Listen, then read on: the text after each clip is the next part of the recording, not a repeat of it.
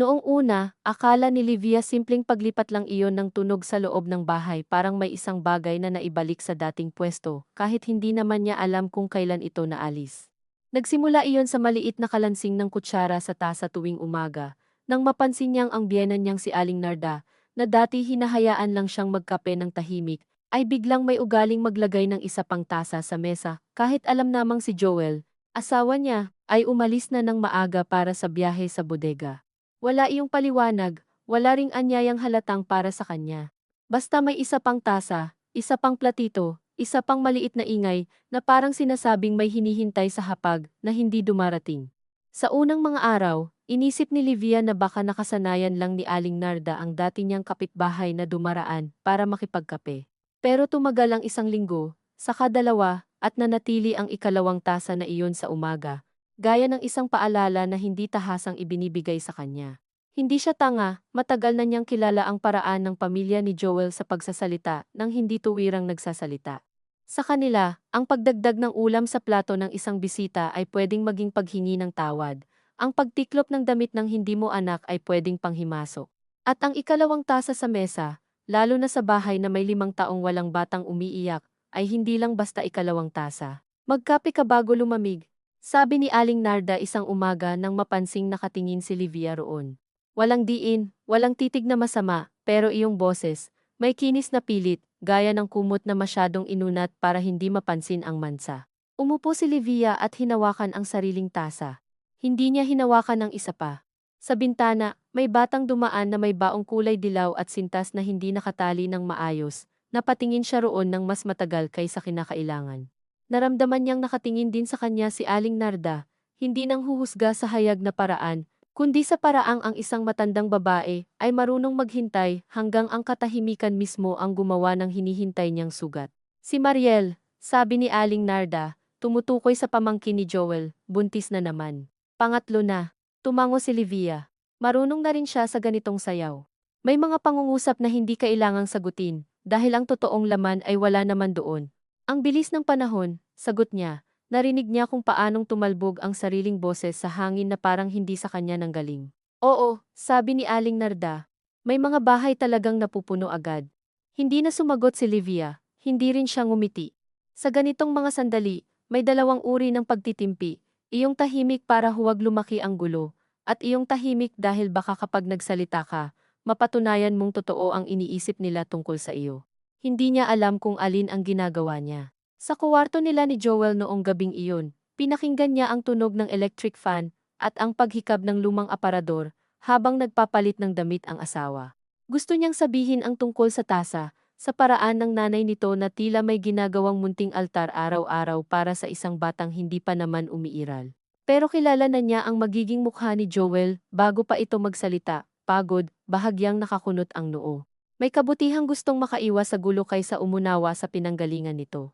Napansin mo ba si Mama? Tanong niya sa wakas, habang nakatalikod pa rin sa salamin si Joel at isinasabit ang polo sa likod ng upuan. Ano na naman? Hindi iyon marahas na tanong, pero may na naman na agad. May pagod na parang may utang na naman siyang ipapaliwanag. Wala, sabi ni Livia, saka nagsisi agad sa bilis ng pagsuko. Iyong mga parinig sa umaga. Huminto si Joel, tumingin sa kanya sa salamin. Hindi naman siguro parinig lahat, Liv. Minsan iniisip mo lang. Gusto niyang itanong kung paano nagiging iniisip lang ang isang bagay na paulit-ulit mong naririnig sa loob ng 5 taon, sa loob ng hapag, ng handaan, ng misa, ng simpleng pag-aabot ng prutas. Ngunit hindi niya itinuloy. Matagal na niyang napansin na sa pagitan ng asawa at ng ina nito ay may manipis na tulay na lagi siyang kailangang tawirin ng maingat. Isang maling tapak lang, siya agad ang pabigat. Hindi ko naman sinasabing masama siya, sabi niya, nakakapagod lang. Umupo si Joel sa gilid ng kama at hinimas ang buhok niya. Isang kilos na dati nakakapagpalambot ng dibdib niya, pero ngayong gabi ay parang huli, kulang, at may bahid ng obligasyon. Alam mo namang gusto lang niya ng apo. Hindi sumagot si Livia, sa loob niya, may maliit na bahagi na gustong magsabi, at ako. Ano bang gusto ninyo sa akin kapag wala akong maibigay na apo? Pero may isa ring bahagi sa kanya, na napapagod na sa paulit-ulit na pagtatanggol sa sariling hindi naman niya maipaliwanag kahit sa sarili. Hindi siya baog, wala pa namang nagsabi noon ng diretsahan. Ilang beses na silang nagpatingin. May mga buwan na binibilang, may mga gamot na sinusubukan, may mga dasal na iniiwasang maging pamilyar sa bibig, dahil nakakahiya ang paulit-ulit na paghingi ng iisang bagay. Walang malinaw na sagot ang mga doktor, at ang walang malinaw na sagot ay minsan mas mabigat kaysa masamang balita, dahil sa kawalan ng tiyak, lahat ng tao may lisensyang maghinala. May mga gabi na naaalala ni Livia ang unang taon ng kasal nila ni Joel, noong nasa maliit pa silang apartment malapit sa Guadalupe, at wala pang nakikialam sa tahimik nilang paghuhugas ng pinggan pagkatapos kumain. Noon, masaya silang isipin na may oras pa. Natatawa pa sila sa mga tanong sa reunion, sinasabi ni Joel, "Enjoy muna kami." Sinasabi ni Livia, "Saka na, hindi naman karera." Ngunit may mga bagay na unti-unting humihigpit kapag nararamdaman mong may mga matang nakatutok sa oras mo. Nang mamatay ang tiyahin ni Joel at iwan sa kanila ang lumang bahay sa San Mateo, kapalit ng mas murang pamumuhay, doon nagsimulang lumakas ang presensya ng pamilya sa pagitan nila.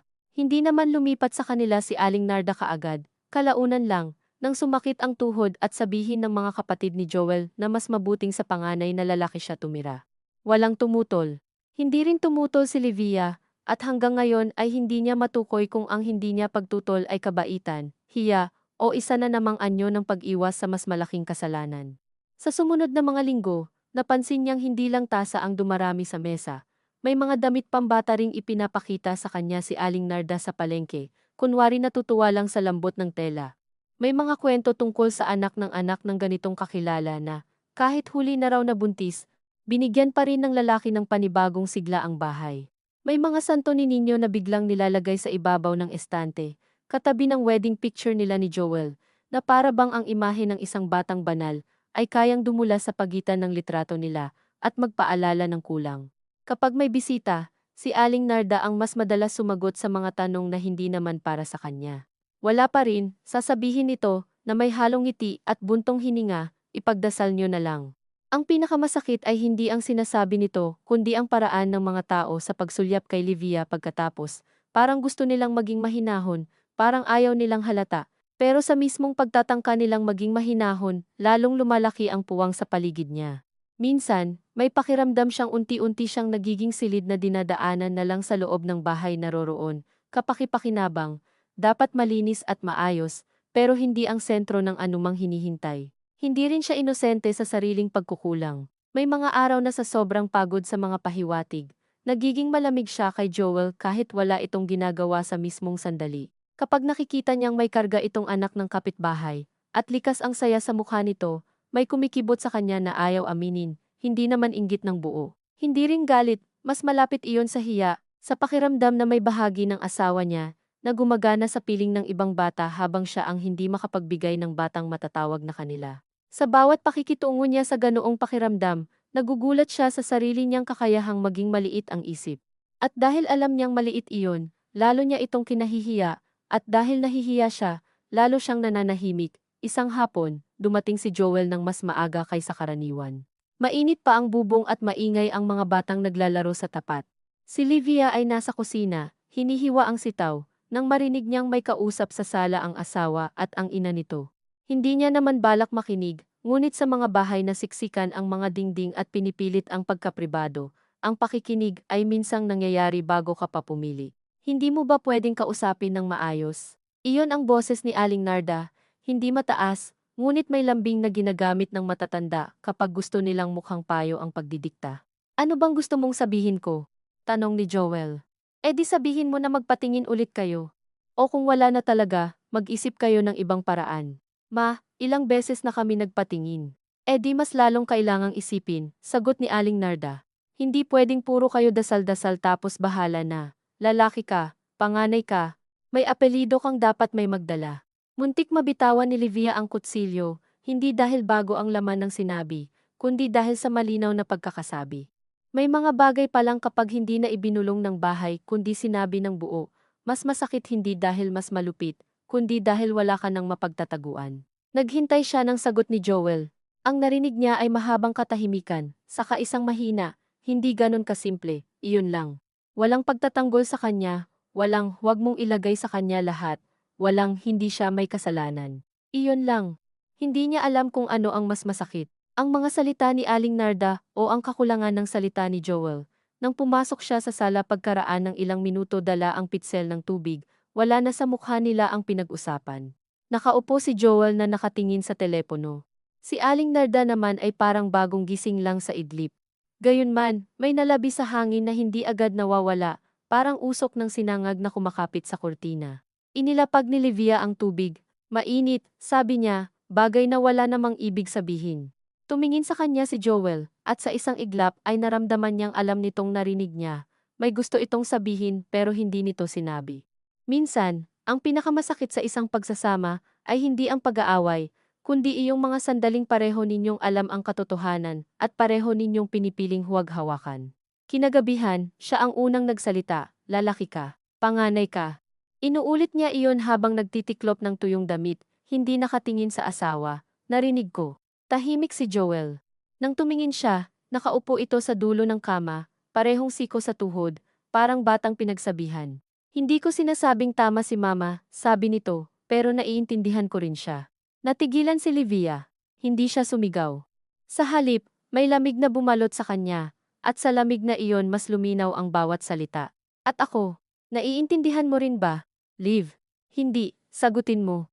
Hindi niya kilala ang sariling boses. Hindi dahil malakas, kundi dahil napakapantay. Naiintindihan mo rin ba? Napahawak si Joel sa batok. Siyempre naman, paano? Tanong niya, saang parte? Gusto niya itong iligtas sa sagot, gusto rin niya itong pahirapan doon. Sa parte bang araw-araw akong nandito sa bahay na parang may kulang akong dala? O sa parte bang bawat pagpunta sa handaan, may nakatingin sa tiyan ko kahit hindi naman dapat? Hindi kita sinisisi, pero hindi mo rin ako pinagtatanggol. Umangat ang ulo ni Joel at sa wakas may bahagyang tigas sa mukha nito. Pagod na rin ako, Livia. Natahimik siya, hindi dahil wala na siyang sasabihin kundi dahil sa biglaang pagbalikwas ng usapan. May kakaibang sakit kapag ang mismong sugat mo ay biglang gagawing katibayan ng pagod ng ibang tao. Pagod saan? Tanong niya ng mahina. Sa lahat. Napangiti siya, ngunit hindi sa tuwa, ang luwag ng lahat. Kasya ako roon nang hindi mo na kailangang sabihin. Hindi na sumagot si Joel. Natapos nilang tiklupin ang labada na para bang iyon ang tunay na usapan sa pagitan nila. Sa mga sumunod na araw, naging mas maingat si Livia sa bahay, at sa pagkamaingat na iyon ay mas lalo siyang napagod. Ang tao palang laging nagpipigil ay unti-unting nawawalan ng hugis, kahit hindi ito napapansin ng iba, mas maaga siyang gumigising. Mas tahimik siyang kumikilos. Kapag may sinasabing biro si Aling Narda tungkol sa susunod, may tatakbo na rito sa sala, ngumingiti siya ng tama lang, iyong hindi bastos, iyong hindi rin nagpapakitang masaya. Ngunit habang tumatagal, napansin niyang hindi lang siya ang nagbabago. Si Joel, na dati may ugaling hinahaplos ang likod niya kapag nagkakasalubong sila sa kusina, ay mas madalas na dumadaan lang ngayon na may mabilis na mamayana. Hindi naman sila naghiwalay sa kama. Hindi naman sila naging malupit sa isa't isa. Pero may isang uri ng paglayo na hindi kailangan ng pintong sinasara. Sapat na ang paulit-ulit na pagpapaliban ng maliliit na lambing, hanggang sa hindi na maalala kung kailan huling naging natural ang mga iyon. Noong Sabado ng hapon, dumating ang ate ni Joel na si Maris kasama ang dalawa nitong anak. Kaagad na nabago ang tunog ng bahay, may takbuhan sa pasilyo, may laruan sa ilalim ng upuan, may bata sa banyo na ayaw maligo, may tinig ng mga nanay na salit-salitang naninita ng hindi naman totoong galit. Si Livia, gaya ng lagi, ang naghiwa ng prutas. Nag-abot ng tubig, naglinis ng natapong juice, mahusay siya sa mga bagay na ito.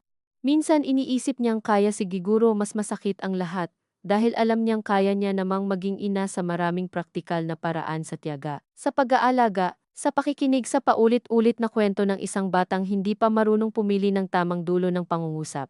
Ngunit ang praktikal na kakayahan pala ay walang gaanong halaga sa mundong inuuna ang dugo. Habang pinupunasan niya ang maliit na mesa matapos kumain ang mga bata, narinig niyang tinatawag siya ng bunsong pamangkin ni Joel.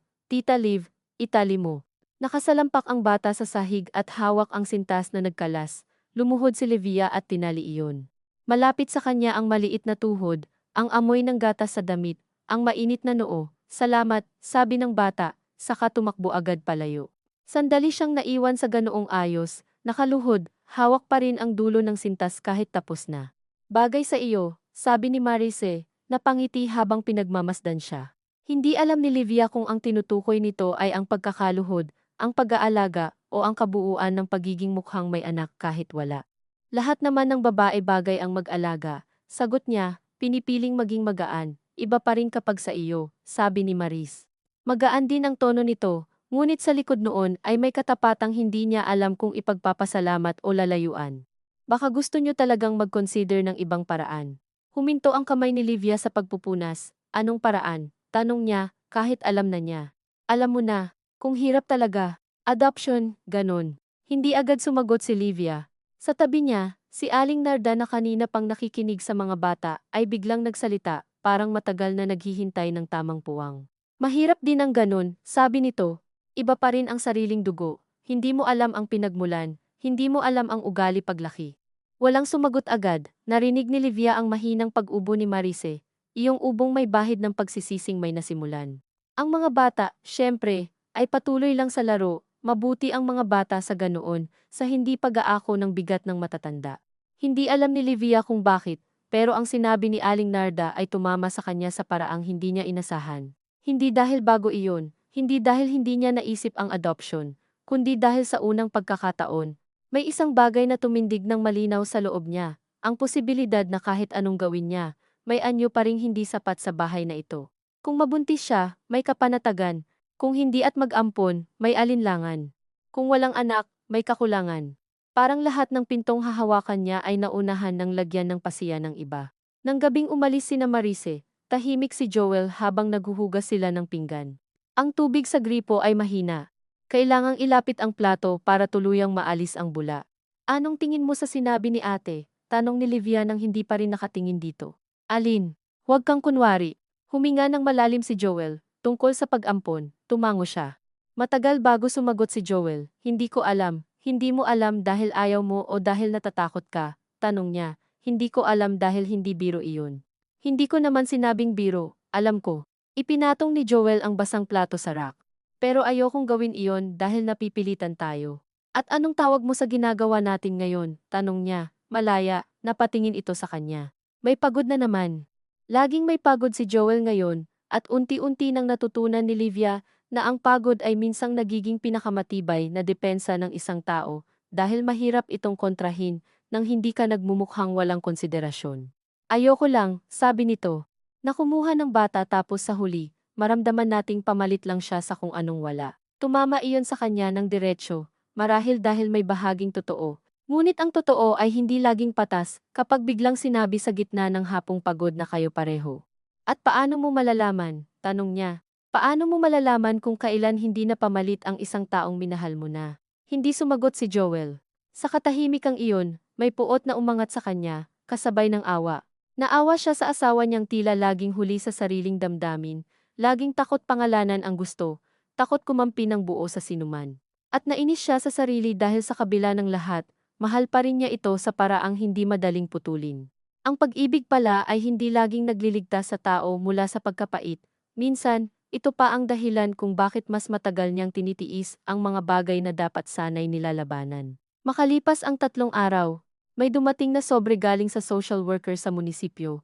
Hindi iyon para sa kanila, para iyon kay Aling Narda, tungkol sa benepisyong senior na kailangang i-update. Ngunit dahil si Livia ang laging sumasalo ng mga papel sa bahay, siya ang nagbukas ng gate, siya ang pumirma, siya ang naglagay ng sobre sa ibabaw ng kabinet sa sala. Nang makita iyon ni Aling Narda pagka-uwi mula sa simbahan, napailing ito at nagsabing, "Naku, akala ko kung ano na. Ano po bang inaasahan niyo?" Tanong ni Livia, hindi naman talaga mausisa. "Wala," sabi nito, pagkatapos ng maikling tigil. "May kapitbahay kasi akong nagsabi, may kamag-anak daw sa kabilang barangay na pinapaampon ang apo niya. Akala ko baka may magdala ng detalye." Parang may dumaan na malamig sa batok ni Livia. Hindi niya alam kung ang unang naramdaman niya ay pag-asa o insulto, at ang hindi niya malaman ay siyang lalong sumakit. "Sino po ang may sabi?" Tanong niya. "Wala pa naman," sagot ni Aling Narda. Abalang-abala sa pagtitiklop ng sobre na para bang usaping kuryente lang iyon. Nabanggit lang, "Sabi ko, hindi natin alam, mahirap ding sumalo ng batang may problema na." Natahimik si Livia. Dati, iniisip niyang ang mga sugat sa bahay ay nanggagaling sa malalaking usapan sa tanghalian, sa gabing hindi kayo magkasundo. Ngayon, natututuhan niyang may mas tusong klase ng sugat, iyong dumarating sa gitna ng ordinaryong oras, habang may pinupunasan kang lamesa, o naghihintay maluto ang sinaing. Saka iiwan kang mag-isa sa tanong kung dapat ka bang masaktan, dahil may nag-aakala para sa iyo ng isang bagay na hindi mo pa naman ipinapasiya. Nang gabing iyon, sinabi niya kay Joel ang narinig. Hindi siya umiyak, hindi na rin siya nagalit. Marahil dahil lampas na siya sa simpleng emosyon, mas pagod na siyang ayusin ang mga damdaming paulit-ulit namang nagugulo.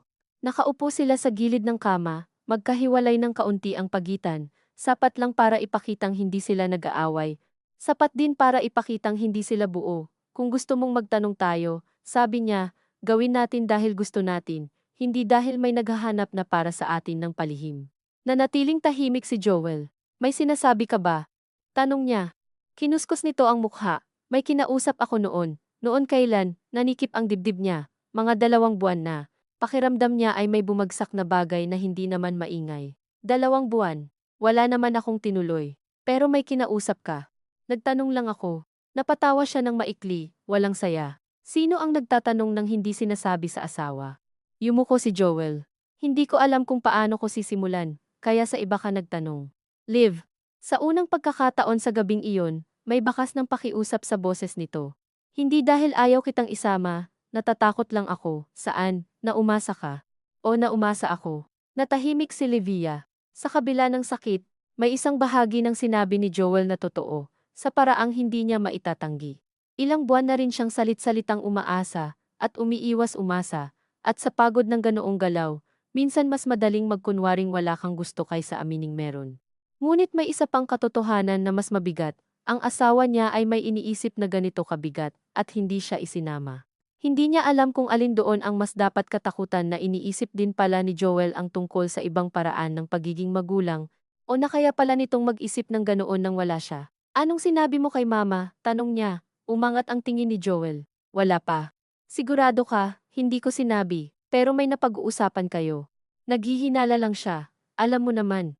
Oo, alam niya. Alam na alam niya. Ngunit sa halip na sumabog, tahimik siyang tumayo at lumapit sa bintana. Sa labas, may ilaw pa sa tindahan sa kanto, at may binatilyong nagpapahangin sa motorsiklo na parang may hinihintay ding hindi dumadating. Naisip niyang sa bawat bahay sa kalye, may sariling anyo ng pagkukulang ang mga tao, utang, tampuhan, sakit ng loob, anak na pasaway, asawang lasenggo, kapatid na hindi umuuwi. Bakit ganoon? Tanong niya sa sarili, na ang kakulangan nila ay tila laging kailangang ilagay sa gitna ng mesa para pagmasdan ng lahat. Ayokong madaliin, sabi ni Joel mula sa likod niya. Pero ayoko ring kunwari wala tayong kailangang pag-usapan. Napapikit si Livia. Ang problema sa pangungusap na iyon ay tama ito. At kapag tama ang isang bagay na nanggaling sa taong nakasakit sa iyo, lalo kang napapagod dahil hindi ka makapitan ng buo sa galit. Hindi ko alam kung gusto ko ng pag-usapan, sabi niya. Hindi ko rin alam kung kaya ko pa iyong pag-usapan nang hindi ko maramdaman na sinusukat ako. Walang sumagot agad si Joel. Maya-maya, naramdaman niyang lumapit ito, ngunit hindi siya hinawakan. Tumayo lang sa likod niya, sapat ang lapit para maramdaman niya ang init ng katawan.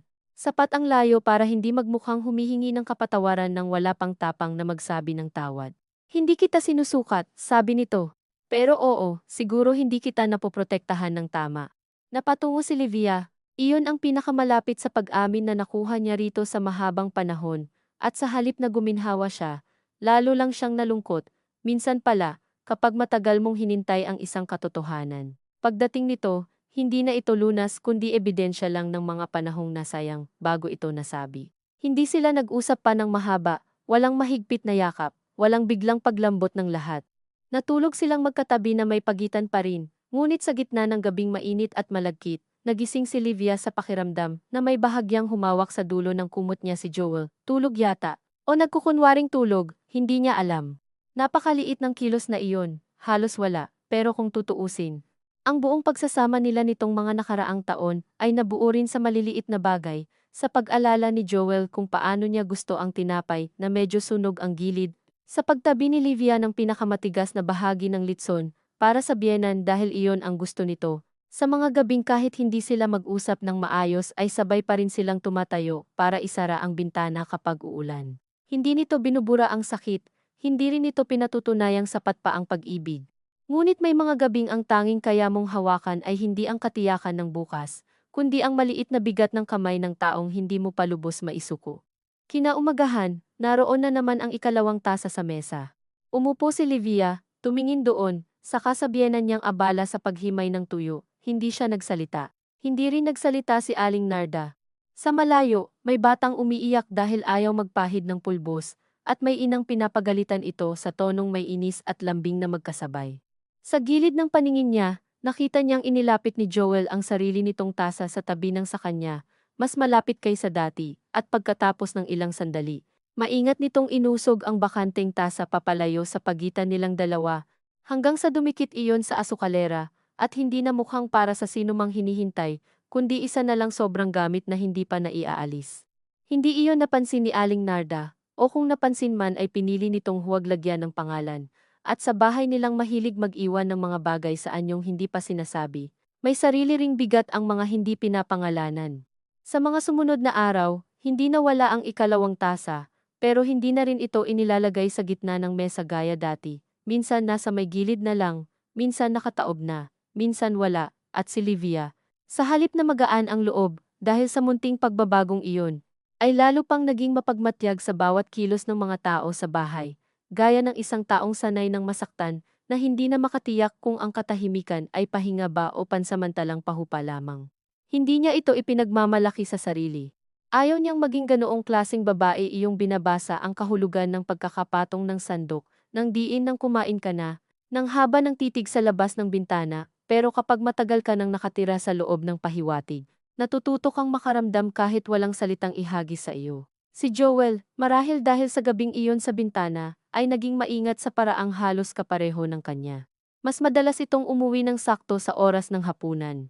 Mas madalas nitong tanungin kung napagod ba siya sa pamamalengke, kung may kailangan pa bang ipa-repair sa banyo, kung gusto ba niyang dumaan sila sa simbahan sa linggo. Sa unang tingin, wala namang masama roon. Kung tutuusin, ito pa nga ang matagal na niyang hinihintay.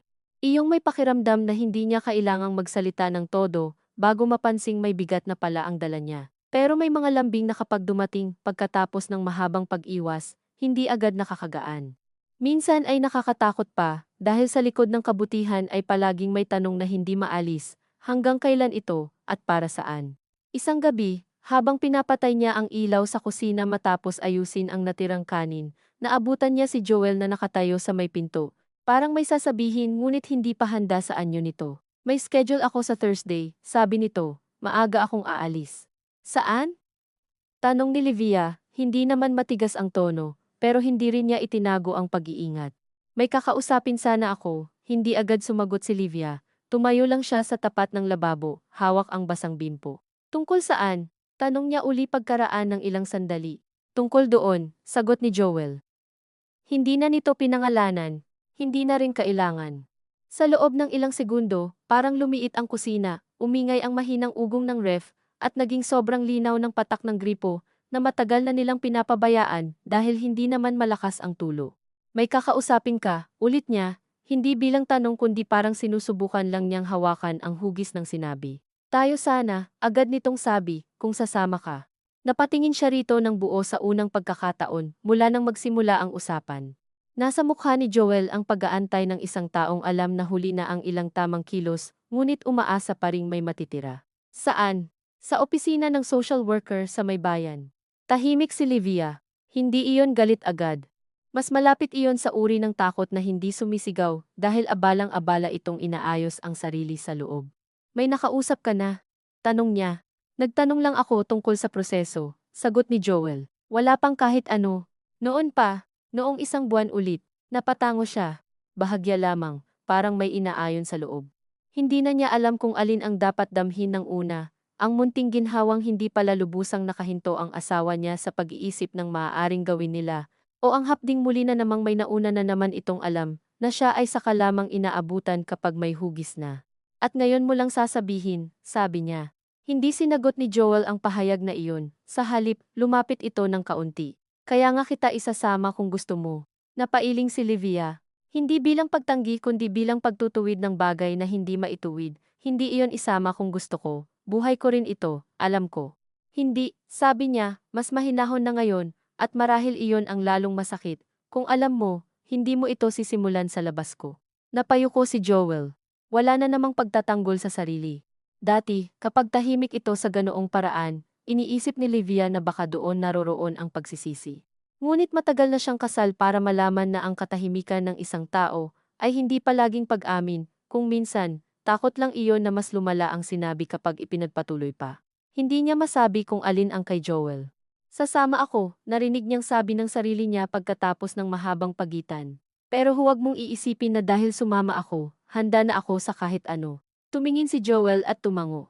Hindi siya nginitian nito, mabuti na rin, dahil anumang pagtatangkang pag-aanin ang sandaling iyon ay baka magtunog mura sa bigat na naroroon. Pagkagat ng Huwebes, sila'y bumiyahe papuntang bayan sakay ng tricycle at jeep na halos wala silang napag-usapan maliban sa kung gaano kainit at kung mahaba ba ang pila sa munisipyo. Pinili ni Livia ang upuang malapit sa bintana sa jeep at pinagmasdan ang mga nakasampay na uniforme sa mga eskinita, ang mga karinderyang nag-uusok ng mantika, ang mga babaeng may hawak na folder, at payong na parang lahat ay may asikasuhing dokumentong nagpapatunay na ang buhay, para umusad, ay laging may hinihinging papel. Sa bawat lubak ng kalsada, bumabalik sa isip niya ang isang bagay na hindi niya masabi kay Joel, na mas natatakot siya sa posibilidad na umuo siya kaysa sa posibilidad na hindi. Dahil kung hindi siya umuo, may malinaw na dahilan ang pagkukulang matigas siya, takot siya, hindi pa siya handa. Ngunit kung umuo siya at saka pala sa gitna ng proseso, ay maramdaman niyang hindi niya kayang ibigay ang anyo ng pagmamahal na hinihingi sa kanya. Paano kung doon niya tuluyang mapatunayan ang lahat ng kinatatakutan ng iba? Paano kung ang problema ay hindi lamang ang hindi pagdating ng bata, kundi ang mismong kakayahan niyang tanggapin ang isang batang hindi mula sa kanya? Hindi niya gustong isipin iyon, halos nahiya siya sa sarili nang umusbong ang tanong. Ngunit ang kahihiyan ay hindi naman nakakapigil sa totoo. Minsan nga, ito pa ang patunay na may totoo kang tinatapakan sa loob.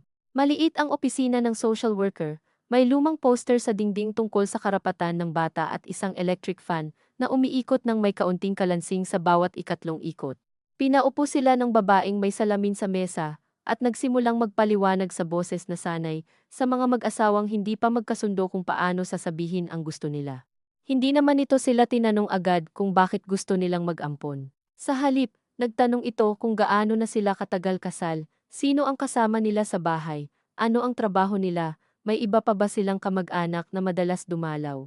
Sa paraan ng mga tanong, biglang lumiwanag kay Livia na ang pagiging magulang pala sa mata ng gobyerno ay hindi lang damdamin o pagnanais. Ito ay listahan ng espasyo, kita, oras, ugali, suporta, kakayahang manatiling buo kapag may dumating na batang may sarili ng kasaysayan, bago pa man siya sumama sa inyo. Importante po, sabi ng social worker, na malinaw sa inyo kung bakit ninyo ito papasukin. Hindi pwedeng dahil lang may kulang. Kailangang may handa kayong ibigay sa bata na hindi niya kailangang pagtrabahuhan. Nang marinig iyon, bahagyang tumigas ang likod ni Livia, tila may kung anong inalis sa kanya at ibinalik sa tamang pwesto ng sabay. Sa unang pagkakataon, mula nang paulit-ulit na umikot sa bahay nila ang salitang adoption, kahit hindi tahasang binibigkas, may isang taong nagsabi ng bagay na hindi umiikot sa kanila bilang mag-asawa kundi sa batang posibleng pumasok sa buhay nila. Sa gulat niyang iyon, may bahagyang hiyaring sumagi. Gaano karaming gabi niyang inisip ang posibilidad na mag-ampon nang nakapako lamang sa kung ano ang maaayos nito sa loob. Gaano karaming bahagi ng gusto niya ay para kay Joel. Para sa biyenan niya, para sa katahimikan sa hapag, para sa sariling dignidad niya, at gaano kaliit ang bahagi roon na talagang nakaharap sa batang maaaring tawaging anak balang araw. Habang nagsasalita ang social worker tungkol sa home study, seminar, papeles, at mahabang paghihintay, hindi na gaanong malinaw kay Livia ang mga detalye. Ang malinaw sa kanya ay ang bigat ng salitang paghihintay. Sanay na siya roon. 5 taon na iyong iba't ibang anyo. Ngunit ang paghihintay na ito ay iba. Hindi ito katahimikang umaasa na may mabubuo sa loob ng katawan niya. Ito ay paghihintay sa isang desisyong mangangailangan na aminin nila sa sarili na may ibang daan, at sa pag-aming iyon, may mga bagay na hindi na maibabalik sa dati. Paglabas nila ng opisina, tanghaling tapat na. May nagtitinda ng mais sa kanto at may batang natutulog sa balikat ng ina, habang bumabaybay ng bangketa. Hindi agad sila nagsalita ni Joel. Sabay silang tumawid, sabay huminto para padaanin ang motorsiklo. Sabay sumilong sandali sa anino ng tindahan dahil masyadong matarik ang sikat ng araw. Sa ganitong sabayang kilos, napapaalalahanan si Livia na maraming bahagi ng pagsasama ang hindi naman nasisira sa iisang malaking pangyayari, mas madalas, nababawasan ito sa maliliit na sandaling hindi kayo magkatugma. At marahil, kung may pag-asa mang mabawi ang ilan, naroon din iyon sa maliliit na sandaling napipilitan kayong gumalaw ng magkatabi, kahit hindi malinaw kung saan tutungo. Gusto mo bang kumain muna? Tanong ni Joel. Ayoko pa, sagot niya. Tumango ito, walang pamimilit.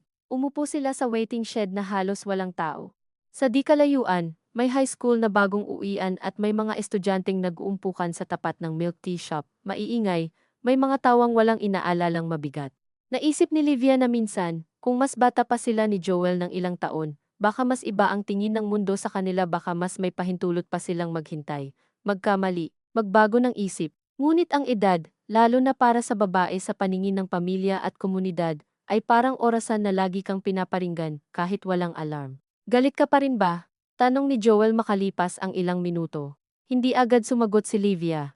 Hindi dahil gusto niyang pahirapan ito, kundi dahil hindi niya alam kung ang tamang sagot ba ay para sa kasalukuyan o para sa mga naipong araw bago ito. Oo, sabi niya sa dulo. Pero hindi lang galit, ano pa? Pagod, nahihiya, natatakot. Naramdaman niyang nakatingin si Joel sa kanya ngunit hindi niya ito hinarap. Sa totoo lang, patuloy niya, mas natatakot ako sa sarili ko ngayon kaysa sa sasabihin ng iba. Bakit? Tanong nito. Napahawak siya sa strap ng bag niya. Dahil hindi ko alam kung gusto ko ba ito, dahil gusto kong maging nanay, o dahil gusto kong tumigil na silang tumingin sa akin na parang may diferensya. Matagal na walang nagsalita. Nang sa wakas ay magsalita si Joel, mahina iyon. Ako rin, sabi nito. Napalingon siya rito. Ano, hindi ko rin alam kung ilang bahagi ng gusto ko ang para sa atin, at ilang bahagi ang para kay mama, para sa apelido, para sa hiya ko bilang lalaki. Hindi agad nakaginhawa ang pag-aming iyon. Sa halip, nakadagdag pa sa lungkot, dahil sa wakas ay narinig niya mula mismo sa asawa ang bigat na matagal na niyang naaamoy sa paligid nito, ngunit may munting tapat na hindi niya maikakaila. Buti sinabi mo rin, sabi niya. Huminga si Joel. Hindi ko sinasabi para gumaan ako. Alam ko. Tahimik silang umupo roon hanggang sa dumaan ang isang jeep na halos puno na. Hindi sila sumakay agad.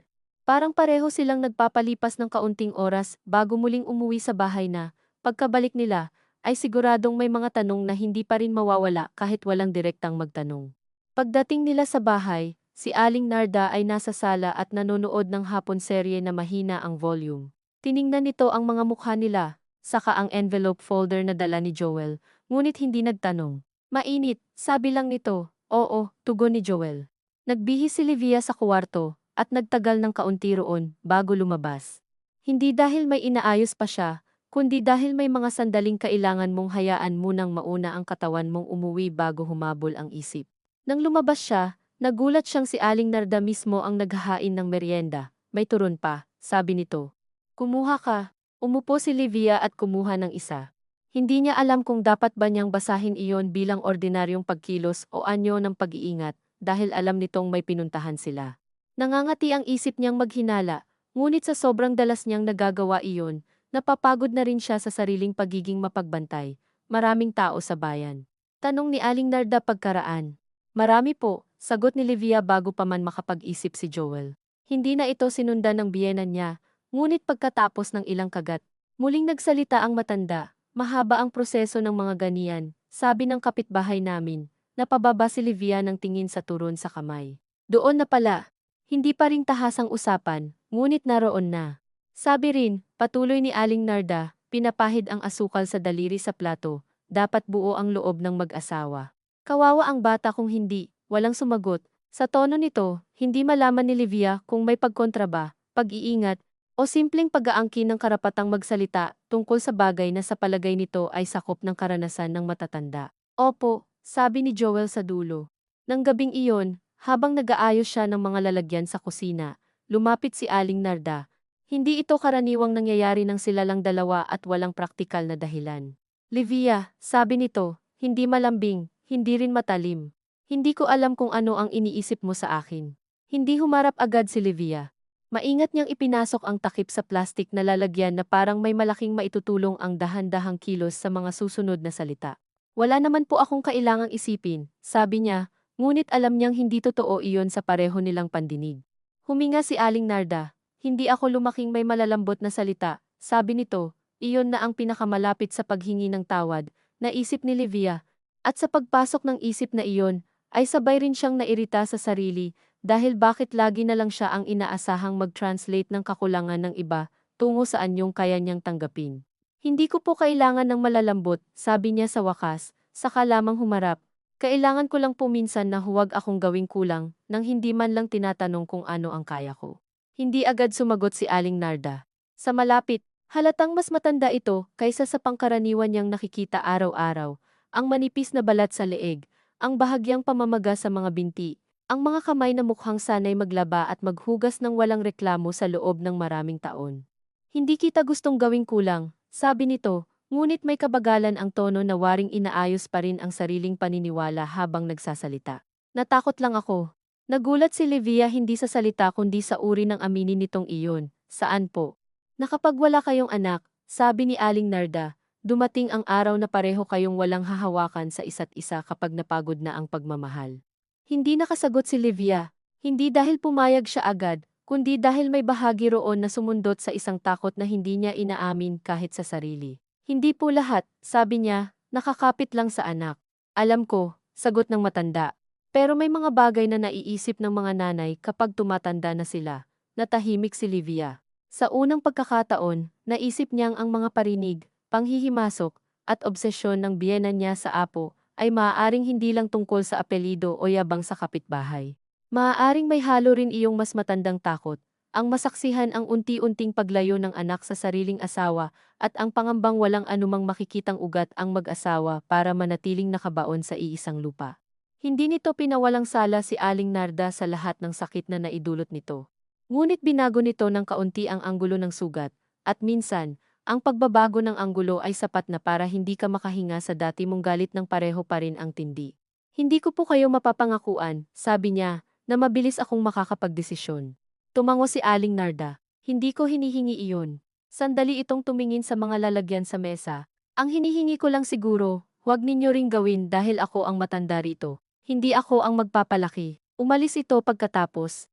Bit-bit ang sariling baso ng tubig at iniwan si Livia sa kusinang biglang parang may ibang anyo ng katahimikan. Hindi mas magaan, hindi rin lubos na mabigat, basta ibang-iba sa dati, dahil sa unang pagkakataon ay may isang bahagi ng gulo na hindi na kailangang hulaan. Nang dumating si Joel sa kusina, nadatnan niya siyang nakaupo lamang, nakatitig sa pader na may bahagyang umbok mula sa lumang tagas noong tag-ulan. Anong sabi ni Mama? Tanong nito. Tumingin si Livia rito.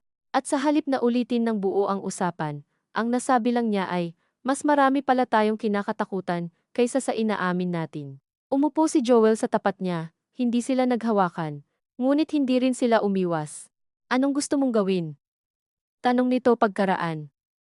Napangiti siya ng kaunti, pagod ngunit hindi mapait.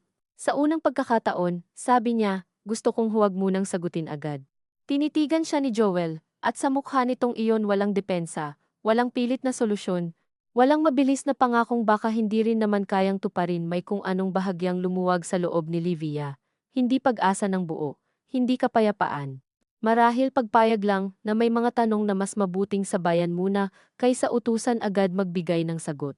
Sa mga sumunod na linggo, hindi na nila binalikan araw-araw ang tungkol sa social worker, ngunit hindi na rin nila ito tinabunan ng kunwa-kunwaring katahimikan. Minsan, pagkatapos ng hapunan, si Joel mismo ang naglalabas ng folder at inilalapag ito sa mesa na parang hindi iyon bomba kundi isa lamang bagay na maaaring hawakan kapag may lakas na. Minsan, si Livia ang nagbabasa ng listahan ng requirements at napapansin kung gaano kasinsin ang hinihingi, marriage certificate, proof of income, medical clearance, barangay certificate, seminar attendance. Sa bawat papel na iyon, kakaibang uri ng realidad ang humahawak sa kanya. Hindi na lang ito pakiramdam, hindi na lamang hiya, hindi na lamang pag-aaway sa loob ng bahay. Ito ay posibilidad na hinihinga ng lagda. Kapag naisip niya iyon, may sandaling gusto niyang umurong dahil mas madaling tiisin ang hindi malinaw kaysa pumasok sa malinaw na daang maaari ring magdala ng panibagong sugat. Ngunit may mga gabing, kapag tahimik na ang bahay at mahina na ang tunog ng telebisyon ni Aling Narda sa sala, naiisip niya rin ang sinabi ng social worker. Kailangang may handa kayong ibigay sa bata na hindi niya kailangang pagtrabahuhan. Paulit-ulit iyong bumabalik sa kanya, hindi bilang utos kundi tanong. Mayroon ba siya noon? May kakayahan ba siyang magmahal nang hindi hinahayaang maging kasangkapan ang batang darating para ayusin ang lamat na hindi naman ito nilikha? Sa ibang gabi, ang sagot niya ay hindi pa. Sa iba naman, may maliit na boses na nagsasabing baka natututuhan din iyon, gaya ng ibang anyo ng pag-aalaga, hindi sabay, hindi buo, pero dahan-dahang hinuhubog sa araw-araw na pagpiling huwag tumalikod. Isang linggo matapos ang misa, may batang babae sa labas ng simbahan na nadapa sa hagdan habang hinihila ang kamay ng kapatid. Agad yumuko si Livia upang tulungan itong makatayo. Walang malalim na nangyari, pinunasan lang niya ang alikabok sa palda ng bata at ibinalik sa nanay nitong abala sa pagsukbit ng bag. Salamat po, sabi ng babae. Tumango si Livia at ngumiti. Ngunit habang naglalakad palayo, naramdaman niyang si Joel ay tahimik na nakatingin sa kanya. Hindi iyon iyong dati niyang kinaiinisang tingin na may halong panghihinayang o pagsukat.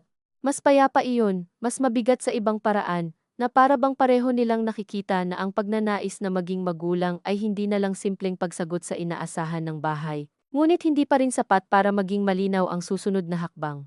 Pag-uwi nila, naroon na naman ang mesa para sa tanghalian, ang karaniwang ulam, ang bentilador na maingay ang ikatlong ikot, ang liwanag na pumapasok sa bintanang may manipis na kurtina.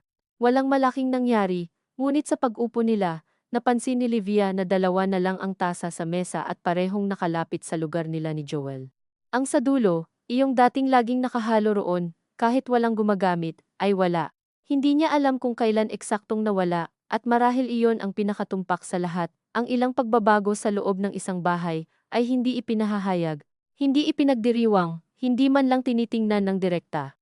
Basta isang araw, mauupo ka at mapapansing may kulang sa dating ayos, at sa mismong kakulangang iyon, may bahagyang anyo ng paggalang na dati wala. Hindi niya alam kung hanggang saan aabot iyon. Hindi rin niya alam kung sa huli maglalakas loob ba silang ituloy ang proseso o uurong din sa pagitan ng mga papeles at pagdududa.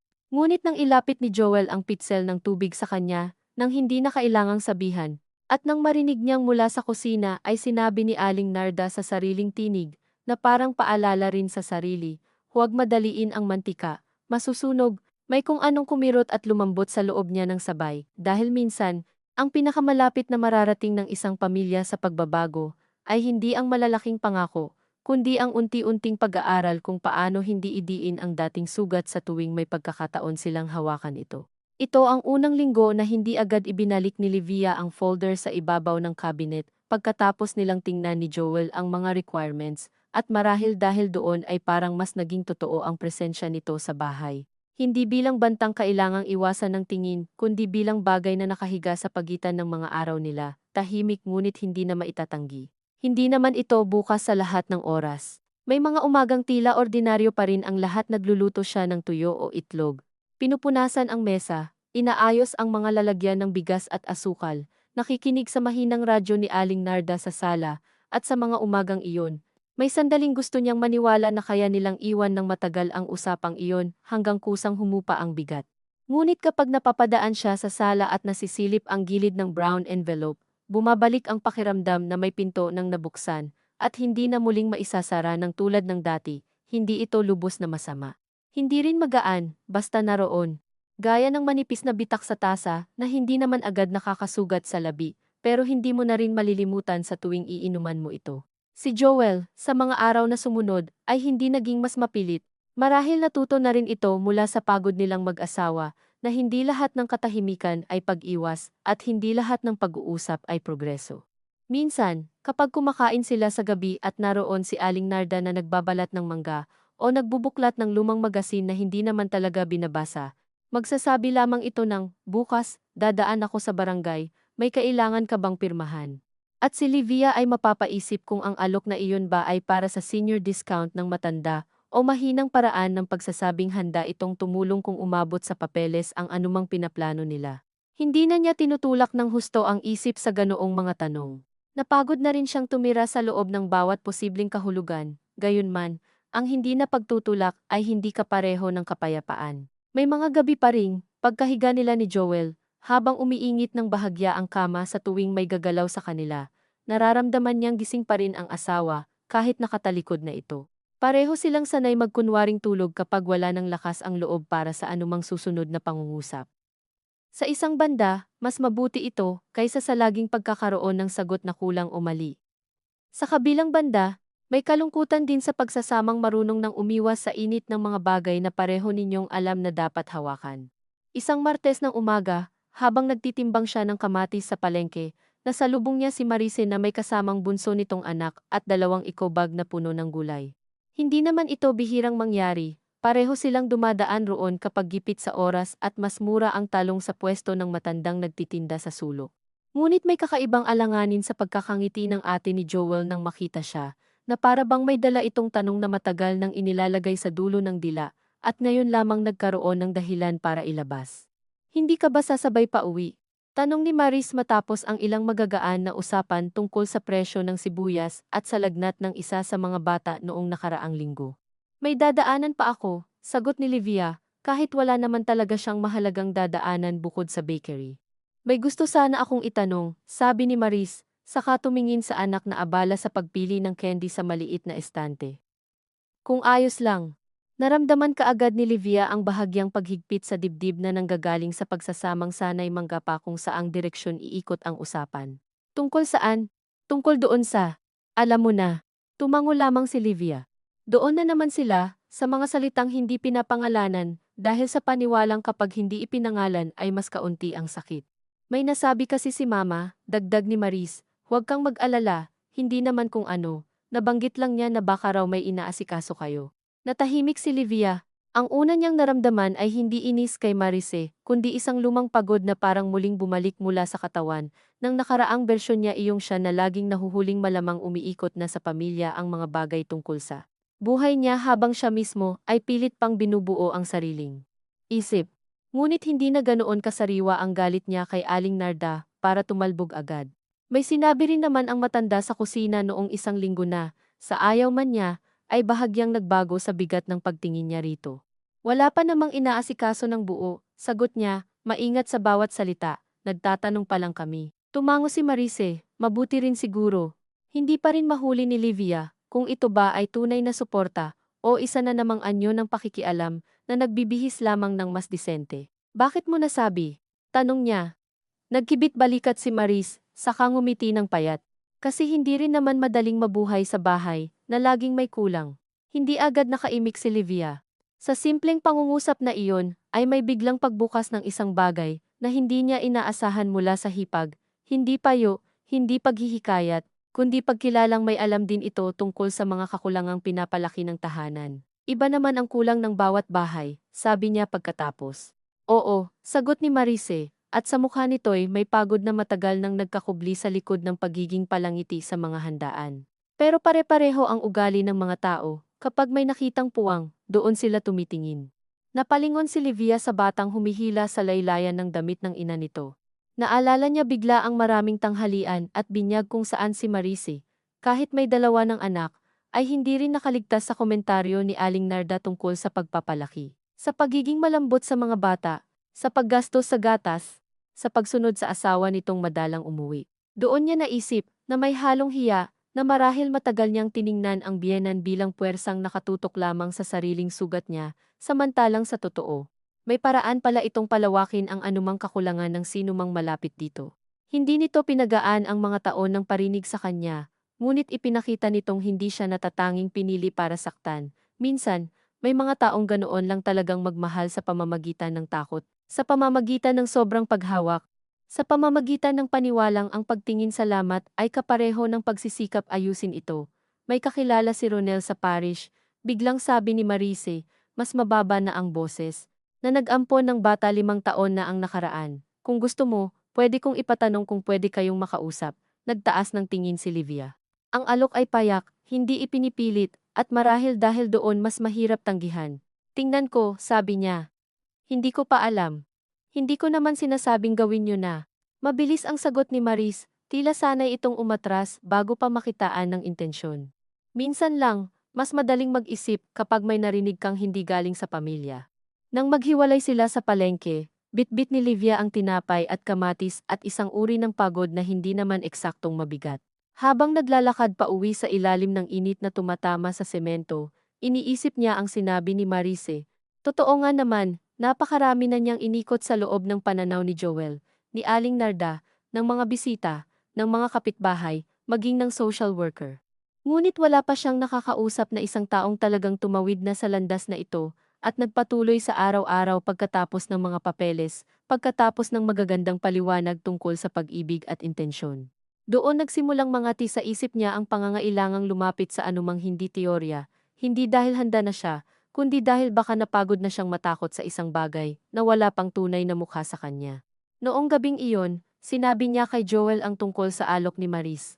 Nasa kusina sila at pareho silang nakatayo, gaya ng madalas, na para bang mas madaling pag-usapan ang mahihirap na bagay kapag may hinuhugasan o hinihiwang gulay sa pagitan ninyo. Pwede tayong makipagkita, sabi ni Joel, pagkatapos ng ilang segundo.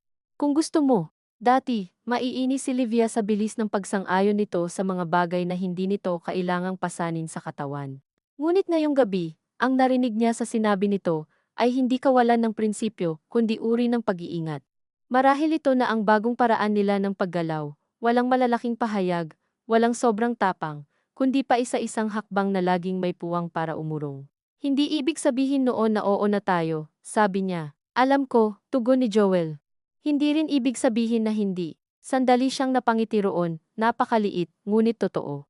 Sa gitna ng lahat, may mga sandaling ang mismong pag-amin na pareho kayong hindi sigurado ay nagiging pinakamalapit sa pagkakasundo.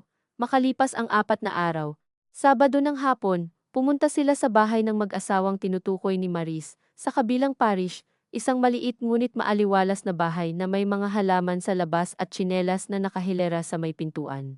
Nang buksan ng babae ang pinto, dala-dala nito ang batang lalaking mga 6 o 7 na mahigpit ang hawak sa manggas nito.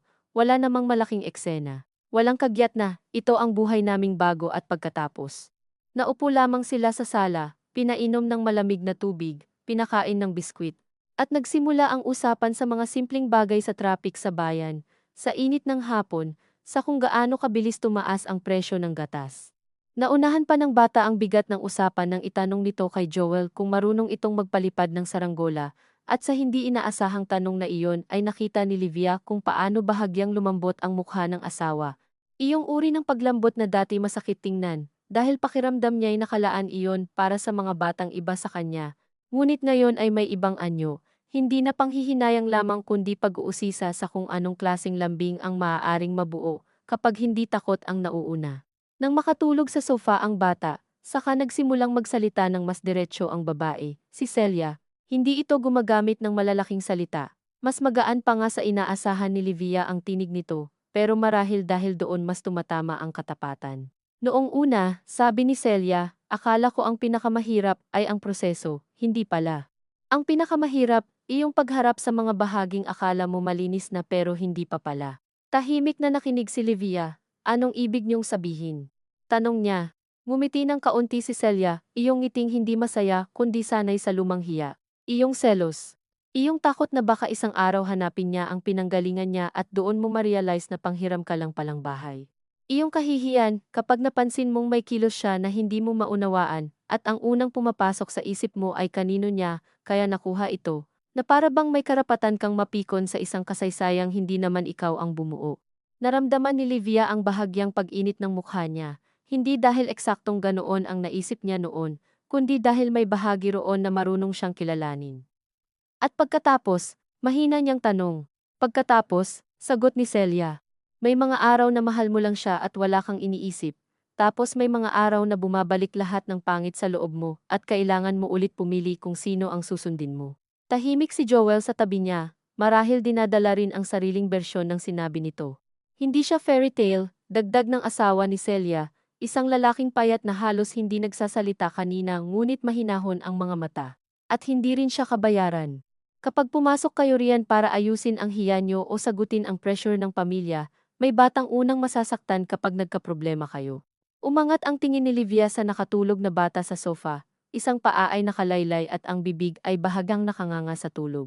Sa hindi inaasahang sandali, may dumating sa kanya na mas malinaw kaysa sa lahat ng mga paliwanag ng social worker, na ang batang ito, at ang sinumang batang maaaring dumating sa buhay nila, ay hindi simbolo. Hindi lunas. Hindi kumpol ng mabubuting paliwanag para sa mga kapitbahay. Siya ay tao na may mga gawi, takot, asal, pinagmulan, at sugat na hindi mawawala dahil lamang marunong kang maglatag ng hapag at magtali ng sintas.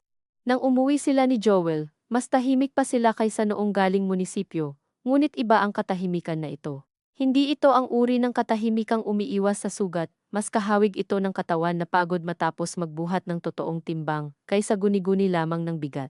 Kinagabihan. Bago sila matulog, si Livia mismo ang unang bumaling kay Joel. Natatakot ako, sabi niya, hindi tulad ng dati na kailangang humaba pa ang pag-ikot bago niya maabot ang ganoong simpleng anyo ng katotohanan. Ako rin, sagot ni Joel kaagad. Hindi lang sa proseso, sa sarili ko. Sa anong parte ng sarili mo? Tanong niya. Napahiga ng tuwid si Joel at tumitig sa kisame. Na baka gusto ko pa ring magkaroon ng batang kamukha ko. Walang pagtatanggol sa boses nito, hindi rin ito umiiwas. At sa tapat na iyon, may kirot na sumagi kay Livia ngunit may kaunting paggalang din, dahil hindi maliit ang amining iyon sa mundong kinalakhan ng asawa niya. At kapag hindi nangyari, tanong niya, hindi ko pa alam kung paano lulungkot ng hindi nananakit, sagot nito, pumikit si Livia. Ang sagot ay hindi sapat para sa anumang desisyon, ngunit may katapatan itong mas mahalaga, kaysa sa mga pangakong mabilis ibigay at madaling sirain.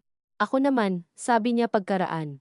Natatakot akong sa umpisa, sa bawat mali ng bata, maiisip ko ang pinagmulan niya, at mas natatakot ako na mapapansin ko iyon sa sarili ko. Hindi siya pinutol ni Joel.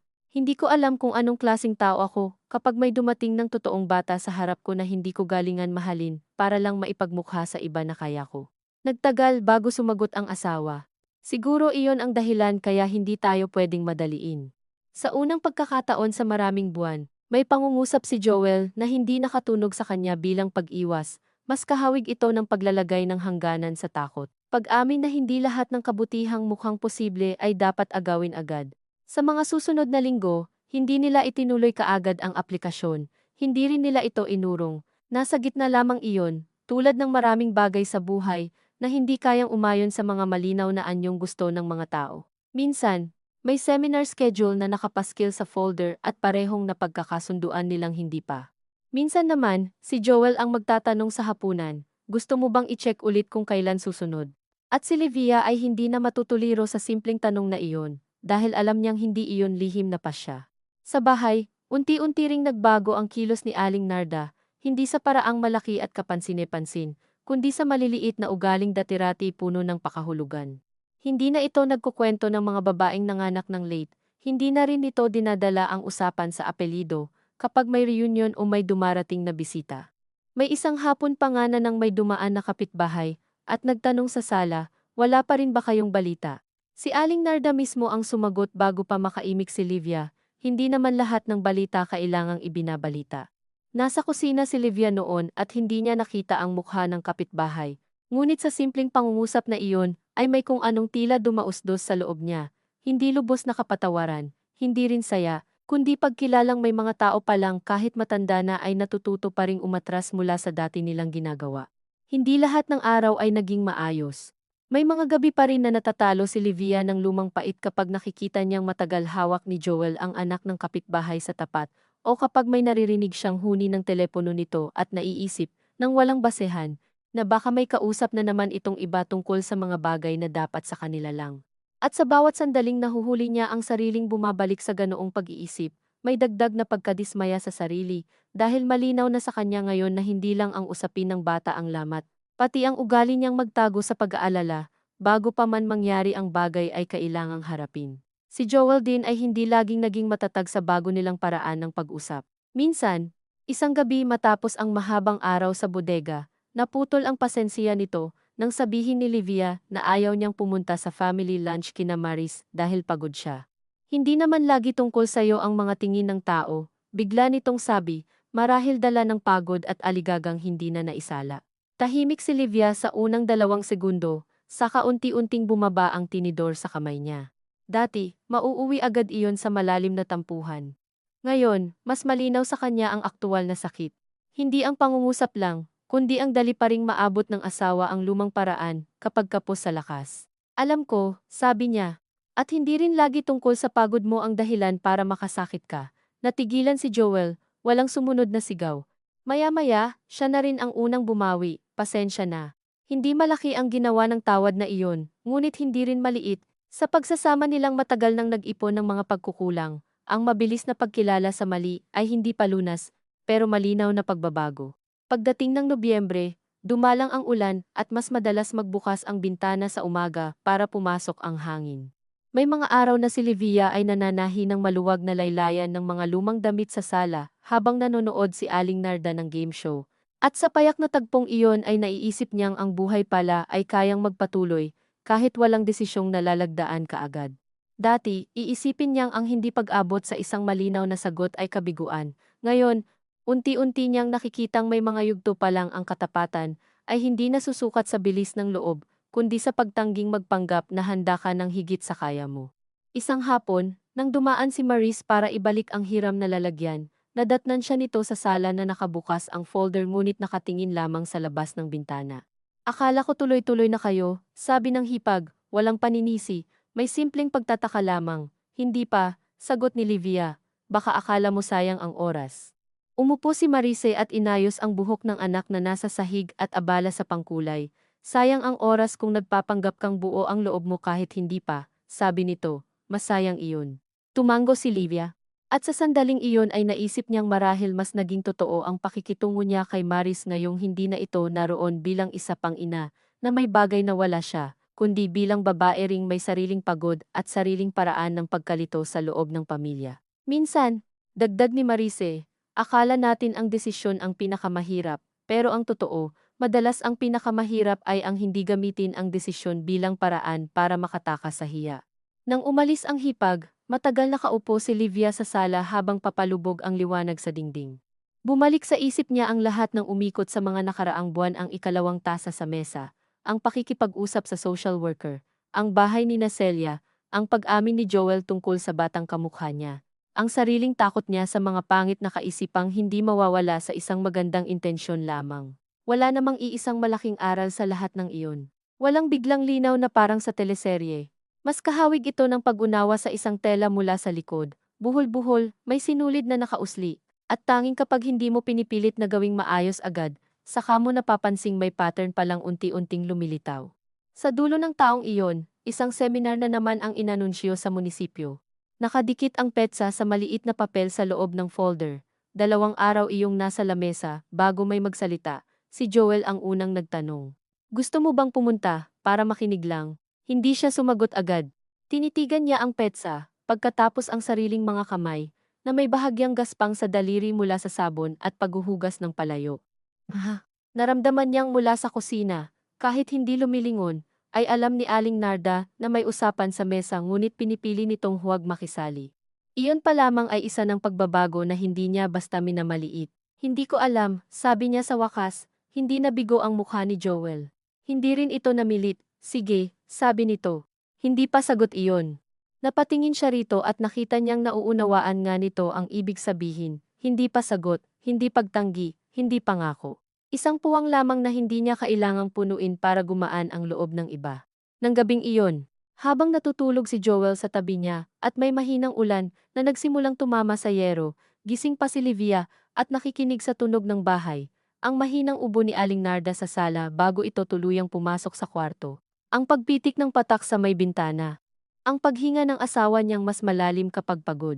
Naisip niya na kung sakaling dumating ang araw na papasok sila sa proseso ng buo, hindi iyon magiging dahil natalo sila ng takot, o dahil nainip ang mga tao sa paligid, o dahil gusto na niyang patunayan ang sarili.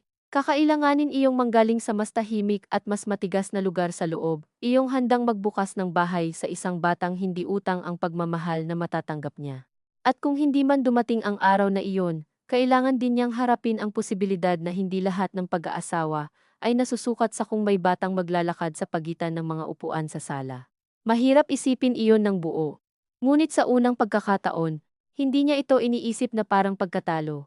Sa umagang sumunod, bumangon siya ng mas maaga kaysa karaniwan at dumaan sa kusina habang madilim pa ang gilid ng mga bintana. Nandoon na si Aling Narda, nakaupo sa maliit na bangko at dahan-dahang hinihiwa ang luya para sa tsaa. Hindi nagkagulatan ang dalawa. Maaga ka, sabi ng matanda. Ikaw rin po, sagot ni Livia. Inabutan siya nito ng isang tasa. Isa lang ang inilabas nito mula sa estante, saka isa pa para sa sarili. walang ikatlo, walang nakataob sa gilid, walang bakanteng puwang na parang may hinihintay. Umupo si Livia at tinanggap ang tasa. Mainit ang salamin, at sa unang higop ay napaso ng bahagya ang dila niya. Hindi masakit, sapat lang para maramdaman ang init. Sa labas, nagsisimula ng lumiwanag ang kalangitan, at mula sa kuwarto ay narinig niya ang mahinang paggalaw ni Joel na gising na marahil, ngunit hindi pa bumabangon. Walang anumang nalutas sa pagitan nila. Naroon pa rin ang folder. Naroon pa rin ang seminar date. Naroon pa rin ang mga bahaging hindi pa nila kayang pangalanan nang hindi nanginginig ang loob. Ngunit habang hawak niya ang tasa at nakatingin sa unti-unting liwanag sa bakuran, naisip niyang may mga yugto ng buhay na ang tanging kaya mong tawaging pag-usad ay ang sandaling hindi na kayo sabay-sabay nagkukunwaring alam ninyo na ang susunod na dapat mangyari. At sa bahay nilang matagal nang sanay punan ng mga pahiwatig ang mga puwang, iyon na muna ang pinakatapat na bagay na kaya nilang ialok sa isa't isa. Noong una, inisip ni Livia na ang pinakamahirap sa lahat ay iyong gumawa ng desisyong may pangalan, may petsa, may papel, pero nang dumating ang Disyembre at ang bahay ay unti-unting napuno ng maliliit na paghahandang hindi naman nila pinag-uusapan, ngunit kusa na lamang lumilitaw ang mga parol na inilabas ni Aling Narda mula sa lumang kahon, ang mga garapon ng cookies na ibinibigay ng kapitbahay.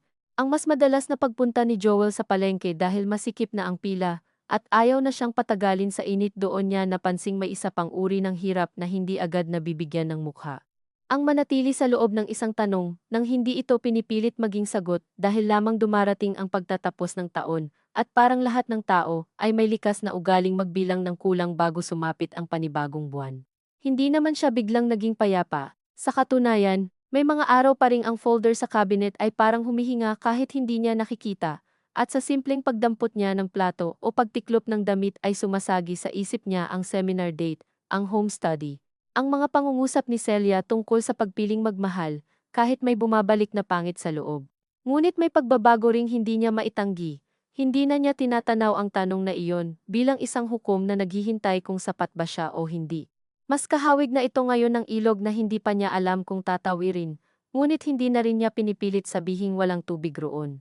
Isang Sabado ng umaga, habang pinupunasan niya ang mesa matapos mag-almusal, napansin niyang matagal nakaupo si Joel sa sala, hawak ang papel na may petsa ng seminar, ngunit hindi ito binubuklat.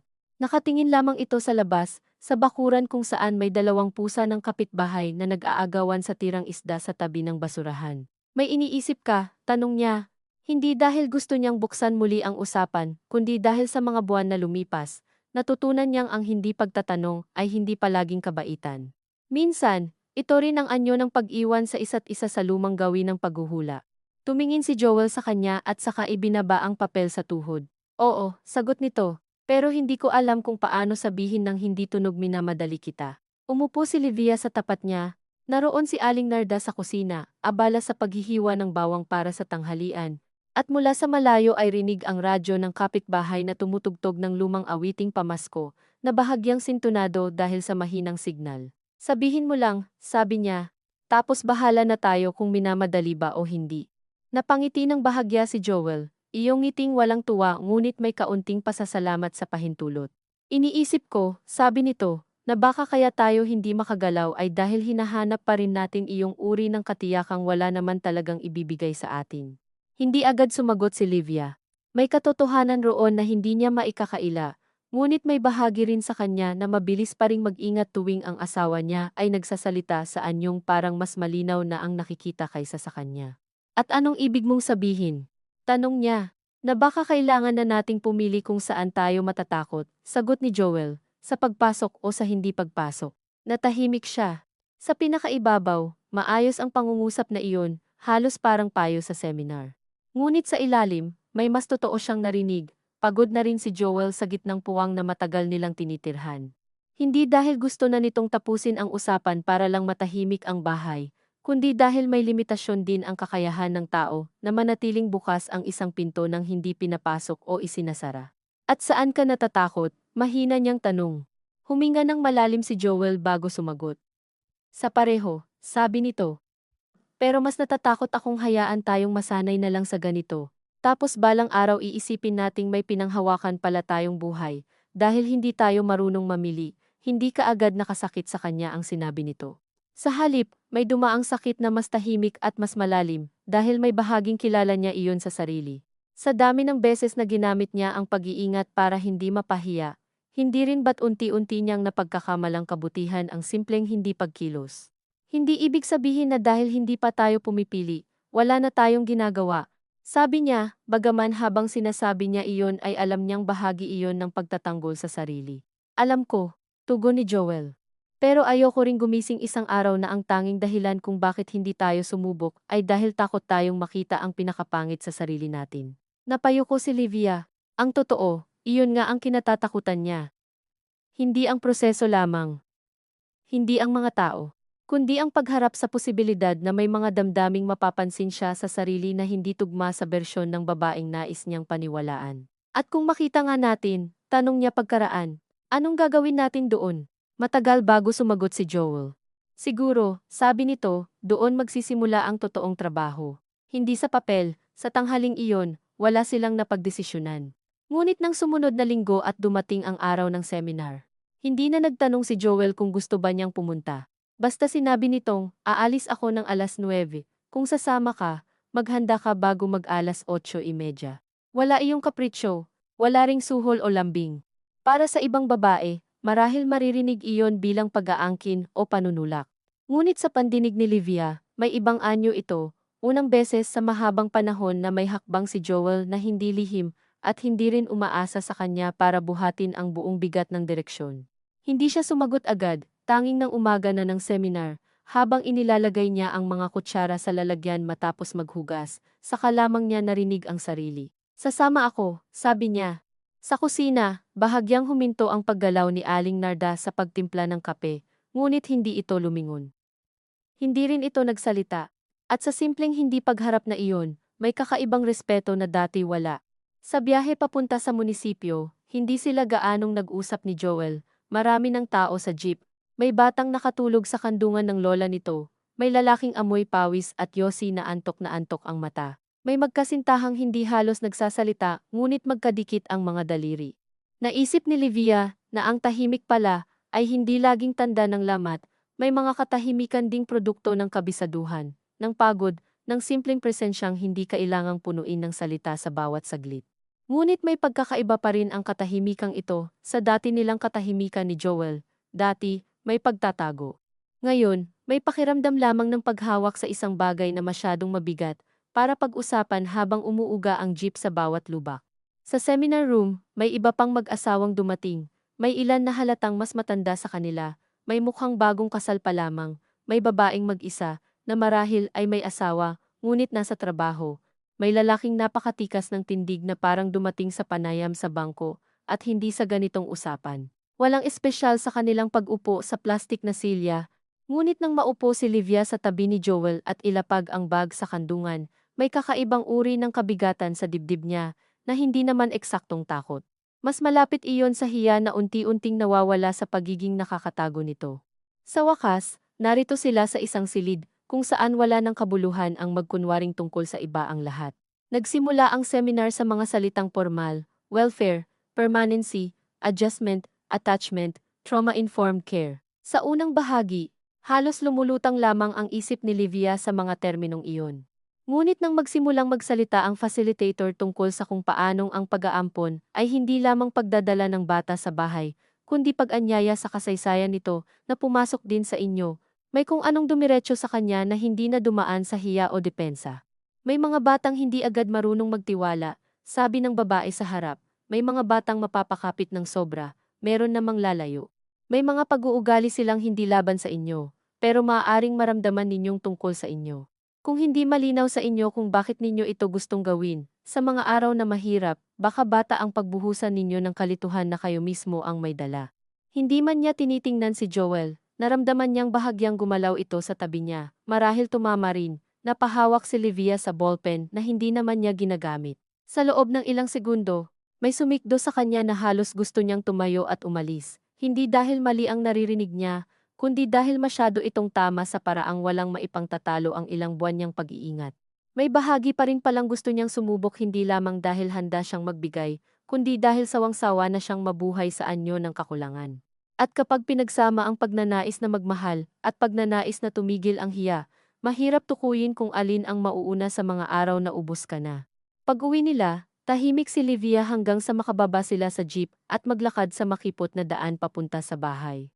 Nakakabit sa bakod ng kapitbahay ang basang damit na hindi pa tuyo at may amoy ng nilulutong bawang mula sa kabilang bahay. Napakapamilyar ng lahat kaya mas lalong tumingkad ang pagod na dala niya mula sa seminar. Anong iniisip mo? Tanong ni Joel nang malapit na sila sa gate. Huminto siya saglit bago sumagot.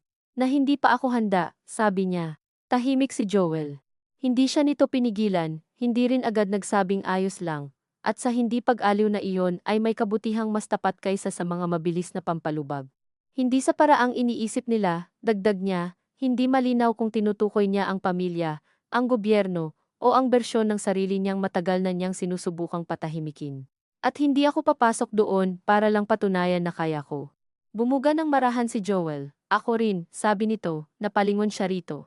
Ang mukha ng asawa niya ay hindi mukhang nabigo, mas mukhang pagod itong umabot sa isang bagay na matagal na nitong iniiwasang pangalanan. Kanina, sabi ni Joel, noong nagsasalita sila tungkol sa history ng bata. Bigla kong naisip na sa totoo lang, hanggang ngayon ay hindi ko pa nga kayang kausapin si mama ng buo tungkol sa sarili kong galit sa kanya. Paano ako magpapanggap na handa akong umalalay sa isang bata sa sarili niyang bigat kung sa atin pa lang, marami pa akong tinatakbuhan. Sandali niyang tinitigan ang asawa, at sa unang pagkakataon, hindi niya naramdaman na ang pag-amin nito ay paglayo sa kanya. Parang paglapit ito sa uri ng katotohanan na matagal na niyang hinahanap mula rito, hindi sagot, hindi plano, kundi kakayahang sabihin kung saan ito kulang nang hindi siya itinatago sa tabi. Akala ko ako lang ang natatakot umamin na hindi pa, mahina niyang sabi. Hindi, sagot ni Joel. Baka pareho lang tayong sanay na mas madaling pag-usapan ang gusto kaysa iyong kakulangan natin sa pagdadala nito. Sa hapunan ng gabing iyon, hindi nila agad sinabi kay Aling Narda na galing sila sa seminar. Marahil alam na rin nito, ngunit pinabayaan na lamang nilang malagyan ng sariling oras ang pag-uusap. Kumain sila ng ginisang repolyo at pritong isda sa ilalim ng ilaw na medyo dilaw na dahil kailangang palitan ang bumbilya. Nang maubos na halos ang kanin sa pinggan ni Joel. Saka nagsalita si Livia, pumunta kami kanina, sabi niya, hindi niya na kailangang dagdagan. Bahagyang tumingala si Aling Narda mula sa paghimay ng isda. Ah, sabi nito, kasimplehan lamang. Sandaling katahimikan. Kumusta? Dati, sa iisang tanong na iyan, mararamdaman ni Livia ang lahat ng pakikialam na nakapalibot. Ngayon, naroon pa rin ang pag-iingat, ngunit may puwang na para sa mas payak na pagbasa. Marami pa kaming hindi alam, sagot ni Joel. Tumingin si Aling Narda sa kanilang dalawa, isa-isa, na para bang may sinusukat ngunit hindi na sa dating paraan. Lahat naman ng magulang, sabi nito pagkaraan, maraming hindi alam bago maging magulang. Iyon ang tipo ng pangungusap na dati ikaiinis ni Livia. Masyadong malawak, masyadong madaling sabihin, at pwedeng gamitin para baliwalain ang bigat ng desisyong hawak nila. Ngunit sa tono ng matanda, may kakaiba siyang narinig hindi pang uudyok, hindi pang mamaliit, kundi marahil pagtatangkang ibaba ang usapan sa antas ng kapwa-tao. Hindi hukom at sinusukat. Hindi po iyon ang problema, sabi ni Livia, ngunit hindi matalim ang tono. Ang problema, may mga hindi alam na kayang matutunan habang ginagawa, at may mga hindi alam na kapag binaliwala mo, may batang sasalo. Tahimik si Aling Narda. Sa tahimik na iyon, naghanda si Livia sa karaniwang pagpasok ng depensa o tradisyonal na pangangatwiran ng matatanda. Ngunit hindi iyon ang dumating. Oo, sabi ng matanda pagkatapos. Tama ka. Hindi niya alam kung bakit, pero ang simpleng pagsang-ayon na iyon, walang dagdag, walang paliwanag, ang isa sa pinakanagpagod sa kanya. May mga sandaling kapag natanggap mo sa wakas ang tamang tugon mula sa taong matagal mong kinakalaban, doon lalong umaahon ang lahat ng naipong lungkot, dahil malinaw na sana. Noon pa pala, posible naman.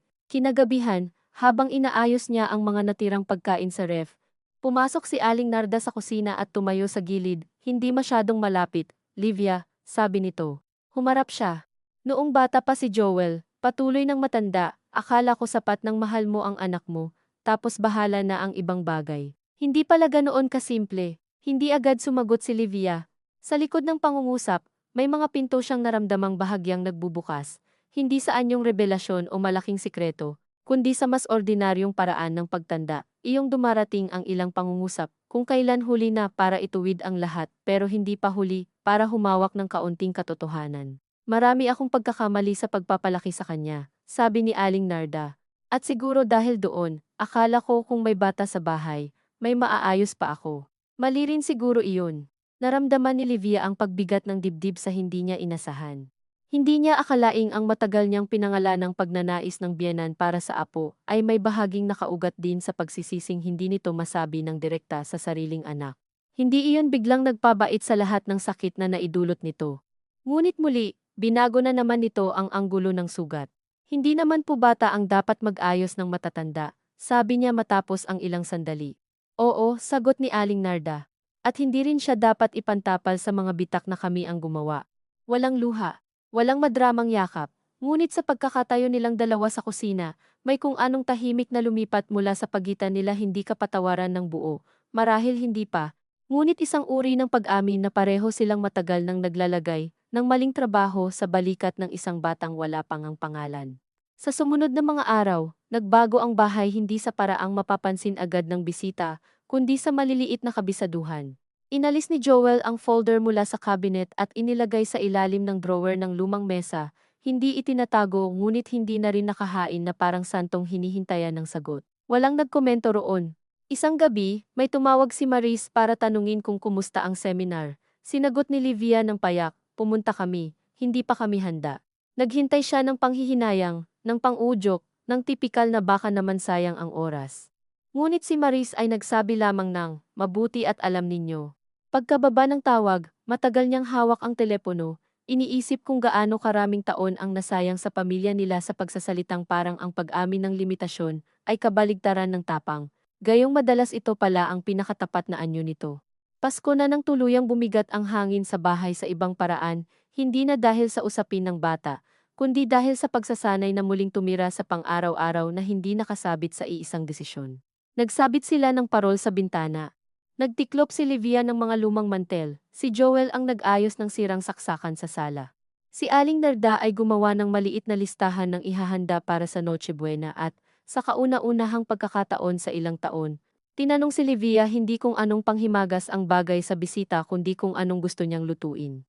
Kahit ano po, reflex niyang sagot sa una, at saka natigilan, dati, iyon ang laging sagot niya sa bahay na ito, kahit ano, kayo na. Bahala na parang mas ligtas mabuhay ng walang malinaw na gusto, dahil mas kaunti ang masasaktan kapag hindi ito nasunod. Ngunit pagkalipas ng ilang segundo, binawi niya ang sarili. Pwede pong bibingka na lang tayo gumawa, sabi niya. Iyong may niyog sa ibabaw. Tumingin sa kanya si Aling Narda, at tumango lamang. Maliit na bagay iyon, halos walang kwenta sa pananaw ng iba. Ngunit sa loob ni Livia, may kaunting kirot at ginhawa sa simpleng pagbigkas ng gusto ng hindi humihingi ng paumanhin. Sa bisperas ng Pasko, dumating sina Maris kasama ang mga bata. Maingay ang bahay, may amoy ng hamon at keso, may mga batang naghahabulan sa may pintuan, may kaunting inis at saya ang lahat. Sa gitna ng kaguluhan, napansin ni Livia na hindi siya pinipigan ng presensya ng mga bata sa paraang dating nakagawian ng dibdib niya. Hindi dahil nawala ang lahat ng lungkot. Naroon pa rin ang maliliit na tusok kapag nakakakita siya ng ina na walang kahirap-hirap magpunas ng bibig ng anak o ng amang kusang nagbubuhat ng batang inaantok. Ngunit may nabawas na uri ng hiya sa loob niya. Marahil dahil sa unang pagkakataon, hindi na niya kinakailangang tingnan ang bawat eksena bilang patunay ng isang bagay tungkol sa kanya. Habang inaabot niya ang plato kay bunso ni Maris at pinapaupo ito ng maayos, napagtanto niyang maaring totoo ang dalawang bagay ng sabay. Maari pa rin siyang malungkot sa hindi niya naranasan, at maari rin siyang tumigil sa paggawa sa lungkot na iyon bilang sukatan ng buong pagkatao niya. Nang gabing iyon, pagkatapos umalis ang mga bisita at humupa ang ingay ng bahay, umupo silang tatlo siya, si Joel, at si Aling Narda sa sala na may kalat pang gift wrapper, sa ilalim ng mesa, at may natitirang bibingka sa pinggan, walang telebisyon. Tanging ugong ng electric fan, at ang malayong putok ng paputok sa kabilang kanto. Tahimik na.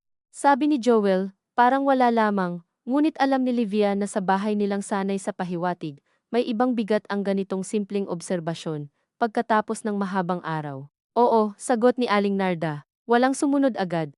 Pagkatapos, sa paraang hindi niya pinaghandaan, sinabi ng matanda, mas okay sigurong ganito, iyong hindi pinipilit ang biyaya na dumating sa oras na gusto natin. Napatingin sa kanya si Livia, hindi ito nagmumukhang marunong sa magagandang pangungusap. Marahil kaya mas tumatama kapag sinusubukan. Hindi naman laging dumarating ang gusto natin, sabi ni Joel. Oo, tugon ng ina nito. Pero minsan, masama rin tayong maghintay. Napayuko si Livia, at sa munting usapang iyon, walang sinuman ang humihingi ng absolusyon, ngunit may parang paglatag ng mga sirang bahagi sa mesa, hindi para isa-isahin, kundi para kilalaning naroon sila, at hindi na kailangang lagyan pa ng batang magpapanggap na hindi. Makalipas ang ilang linggo, nang sumapit ang bagong taon at bumalik ang mga ordinaryong araw, isang umaga ay inilabas ni Joel ang folder mula sa drawer at inilapag sa lamesa. Walang drama sa kilos. Umupo lamang ito at tinawag siya.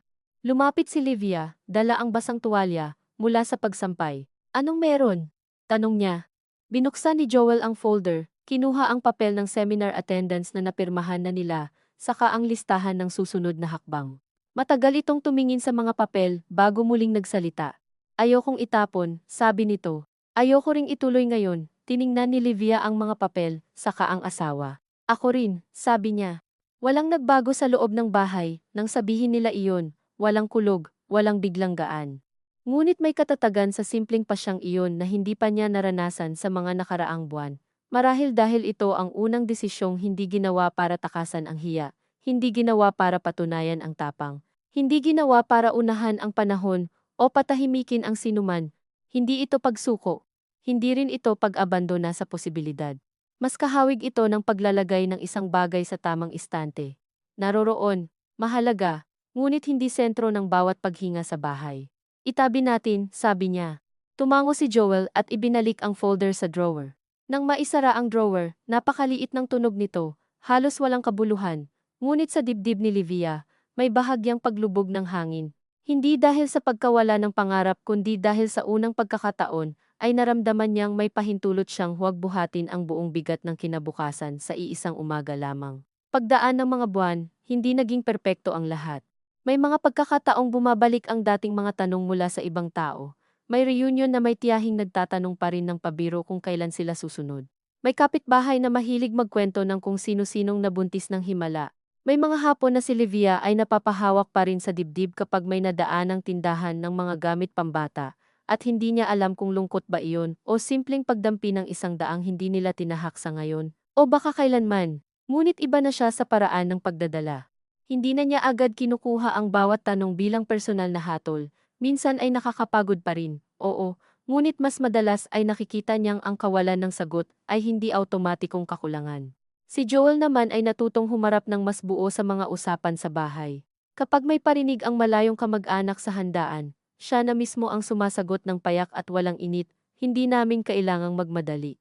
Sa unang ilang beses, nagugulat pa si Livia sa naririnig mula rito, ngunit kalaunan, naging bahagi na rin iyon ng bago nilang anyo ng pagsasama, hindi dramatikong pagtatanggol, hindi pagyayabang ng katatagan, kundi simpleng pagtangging ibigay sa iba ang karapatang magtakda ng ritmo ng buhay nila. Si Aling Narda, sa sarili nitong paraan, ay natuto ring umatras. Mas madalas itong magtanong tungkol sa trabaho ni Livia sa maliliit niyang racket sa pananahik kaysa sa kung ano pang plano nila. Kapag may batang bisita sa bahay, hindi na nito ibinabaling agad ang tingin sa kanila ni Joel. At may ilang umaga pang ang nagkakape silang dalawa sa kusina na hindi umiikot ang usapan sa kakulangan, kundi sa presyo ng sibuyas, sa singaw ng tuhod, sa kung anong masarap na sausawan sa pritong galunggong. Ang mga ganitong usapan, na dati walang halaga sa isip ni Livia, dahil mas abala siyang depensahan ang sarili laban sa mas malalaking sugat, ay naging kakaibang anyo ng paghilom. Hindi man ito binubura ang nakaraan. Pinatutunayan nitong maaaring may ugnayan pa ring mabuo, sa labas ng mismong sugat na iyon. Isang umaga ng Marso, halos isang taon mula nang magsimula ang lahat sa ikalawang tasa sa mesa, nagising si Livia ng mas maaga at lumabas sa kusina, habang malamig pa ang tiles sa talampakan. Wala roon si Aling Narda, nasa labas yata at nagdidilig ng mga halaman. Si Joel naman ay tulog pa, mabigat ang hilik na mahina, ngunit tuloy-tuloy, binuksan niya ang estante at kumuha ng 2 tasa. Sandali siyang natigilan, hawak ang isa sa bawat kamay. Dati, hindi niya mapapalampas ang simpleng bilang na iyon, may buong kasaysayan ng nakakabit sa bawat tasa sa bahay. Ngunit ngayong umaga, inilapag niya ang dalawa, isa para sa sarili, isa para kay Aling Narda na malamang papasok din maya-maya. Nang marinig niya ang pagbukas ng screen door at ang tunog ng tsinelas ng matanda sa sahig, hindi siya nakaramdam ng kabang dati automatikong sumisikip sa loob niya. Nagtimpla na ako, sabi niya. Salamat, sagot ni Aling Narda, saka umupo. Saglit silang tahimik. Mula sa kwarto, may narinig na paggalaw si Joel, kasunod ang pag-ubo at tunog ng gripo sa banyo. Sa labas, may dumaan na taho vendor at sumigaw sa kalsada, at may batang umiiyak dahil ayaw pang maligo, ordinaryong umaga lamang. Wala ring espesyal sa hitsura ng mesa, may asukalera, may lumang gasgas sa gilid, may maliit na platong may pandesal. Ngunit habang hinihipan niya ang singaw ng kape, at nakatingin sa liwanag na pumasok mula sa bintana, naisip ni Livia na ang hinahanap pala niya noon ay hindi lamang anak, hindi lamang katahimikan ng ibang tao, hindi lamang isang paraan para hindi na siya tingnan bilang may kulang. Ang mas malalim niyang hinahanap, kahit hindi niya iyon marunong pangalanan noong una, ay isang buhay na hindi nakasandal sa patuloy na pagsukat kung sapat ba siya sa mata ng iba. Hindi niya masasabi na tuluyan na niya iyong natagpuan. Marami pa ring araw na dudulas siya pabalik sa lumang hiya, sa lumang pakiramdam ng pagkukulang, sa lumang pagkukumpara sa sarili sa ibang babae. Ngunit may mga umagang gaya nito, na sapat na munang alam niyang nakaupo siya sa loob ng bahay, na dati puno ng pahiwatig, at ngayon ay marunong nang magbigay ng kaunting espasyo, sa hindi pa rin malinaw. Pumasok si Joel sa kusina, antok pa. At nang makita ang dalawang tasa sa mesa ay hindi ito nagtanong kung bakit dalawa lamang, ni hindi rin ito lumingon sa estante na para bang naghahanap ng ikatlo.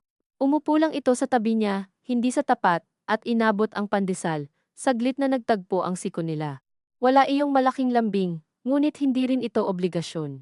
Sa ganoong maliliit na pagkakadikit, marahil umiiral ang pinakatapat na anyo ng pag-ibig nila ngayon, hindi na nakahanda sa pangakong kayang ayusin ang lahat, kundi sanay nang manatili sa tabi, kahit may mga bagay na hindi naayos. Mainit pa, tanong ni Joel, tumutukoy sa kape. Oo, sagot niya. Kumuha ito ng tasa mula sa estante, para sa sarili at nagtimpla ng tahimik. Sa simpleng kilos na iyon, may gaan na hindi niya inaasahan, walang nakalapag na bakanting tasa, para sa kung sinong wala, walang ritual ng paghihintay na ipinapataw sa umaga.